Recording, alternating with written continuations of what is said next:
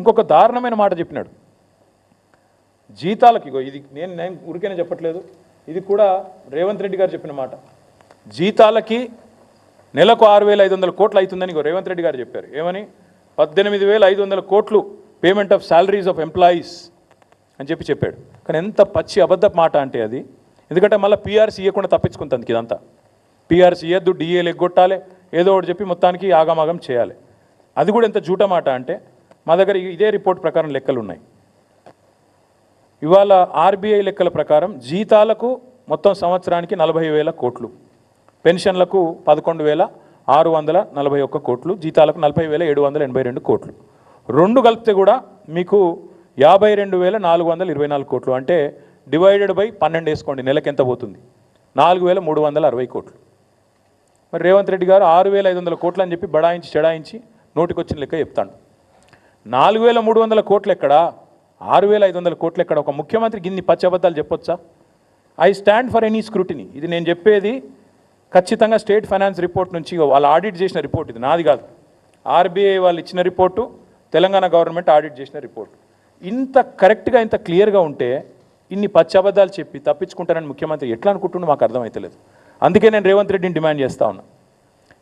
రాబడి ఇట్లుంది, ఖర్చు అట్లుంది, నీ దగ్గర మిగులుంది, మరి ఎందుకు ఇయ్యవు రైతు భరోసా? ఎందుకు ఇయ్యవు 15,000? వానాకాలం నువ్వేదైతే 7,600 కోట్లు ఎగ్గొట్టినవో దాని మీదికెళ్ళి నువ్వు ఇవ్వాల్సిన ఇంకొక 2,500 ఎకరానికి కలిపి మొత్తం నువ్వు ఒక్కొక్క ఎకరానికి బాకీ ఉన్నావు రేవంత్ రెడ్డి. మొత్తం రైతులకు, రాష్ట్ర రైతాంగానికి 26,000 కోట్లు బాకీ ఉన్నావు. ఒక ఎకరం ఉన్న రైతుకు నువ్వు బాకీ పడ్డది 17,500 రూపాయలు. నిన్ను వదిలిపెట్టం. నువ్వు ఆ బాకీ చెల్లించేదాకా, ఒక్కొక్క ఎకరానికి 17,500 ఇచ్చేదాకా ఈ సంవత్సరానికి నేను వదిలిపెట్టం. ఎట్టి పరిస్థితిలో నేను తప్పించుకొని ఇయ్యం. అందుకే రేపు రాష్ట్ర వ్యాప్తంగా మా సోదరులకు, రైతు సోదరులకు, మా బీఆర్ఎస్ పార్టీ నాయకులకు, కార్యకర్తలకు మేము పిలుపునిస్తూ ఉన్నాం. ఈ ప్రభుత్వం అబద్ధాలు చెప్పి అప్పుల పాలైన రాష్ట్రం అని దివాలాకోరు మాటలు చెప్పి తప్పించుకునే ప్రయత్నం చేస్తున్నది. ఈ లెక్కలు నేను మీకు పంపిస్తాను, ఊరూరికి పంపిస్తాం, తెలుగులో ఇంగ్లీష్లో ఎండగడదాం, అవసరమైతే ఊరూరికి ఫ్లెక్సీలు పెడదాం, ఏం జరుగుతున్నది ఈ రాష్ట్రంలో వివరంగా చెబుదాం. అందుకే ఈ రాష్ట్రంలోని రైతాంగానికి మేము చేసే విజ్ఞప్తి, వాళ్ళు ఏ మాట అయితే చెప్పారో రైతు డిక్లరేషన్లో, గ్యారంటీల రూపంలో, 6 గ్యారంటీల రూపంలో 100 రోజులు అని చెప్పినారో అమలయ్యేదాకా ఎంబడబడదాం.